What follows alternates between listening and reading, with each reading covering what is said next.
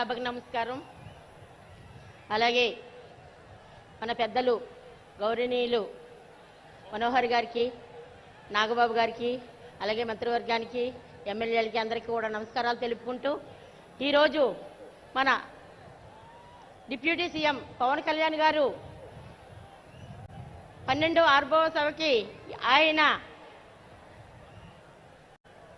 సభ అనేటప్పటికీ ఈ జనాన్ని చూస్తుంటే ఒక సముద్రం తరలి వచ్చిందా అన్న విధంగా కోలాహలంగా ఉంది. మనకి సంక్రాంతి అలాగే ఉగాది పండుగలు ఎలాగైతే వస్తాయో ఆవిర్భావ దినోత్సవం కూడా అదే పండుగలా మనం అందరం చేసుకుంటాము. అటువంటి పండుగ రోజు ఈ రోజున 11 ఆవిర్భావ దినోత్సవాలు చేసుకుని సార్ చెప్పినట్టు ఎన్నో అడ్డంకులు, పర్మిషన్లు ఉండే కాదు, ఎక్కడికక్కడికి జనాలని దారులు మళ్లించేసేవారు. అయినా సరే అన్ని దాటుకుంటూ మనం 11 సభలు చేసుకున్నాము. ఇప్పుడు 12వ సభ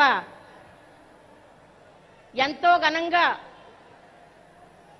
మన ప్రభుత్వంలో చేసుకుంటున్నాం. కూటమి ప్రభుత్వంలో మనందరము కూడా ఎంతో అదృష్టవంతులు. ఎందుకంటే పవన్ కళ్యాణ్ గారు మనకిచ్చిన ఈ ఒక అవకాశాన్ని మనల్ని ఇలా ఇంత పండుగ వాతావరణంలో చూసుకుంటూ మహిళలకు కళ్యాణ్ బాబు గారు ఇచ్చే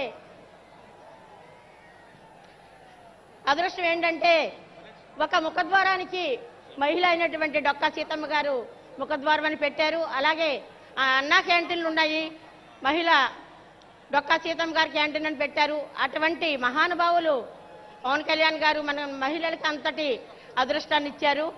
అలాగే వీర మహిళ అనే ఒక నామకరణం చేసి మమ్మల్ని అందరినీ కూడా ఒక ప్లాట్ఫామ్ ఇచ్చి మా మహిళలందరికీ కూడా ఎంతో గౌరవం దక్కిస్తున్నారు. అటువంటి వీర మహిళగా, అటువంటి మహిళా నాయకురాలుగా నేను ఎంతో అదృష్టవంతులుగా భావిస్తూ ఇంతటి అవకాశాన్ని ఇచ్చిన పెద్దలందరికీ ధన్యవాదాలు తెలుపుకుంటూ జై జనసేన. గౌరవనీయులు పిఠాపురం కాన్స్టిట్యూన్సీ ఇన్ఛార్జ్ శ్రీ మర్రెడ్డి శ్రీనివాస్ గారిని మాట్లాడాల్సి కోరుతున్నాను.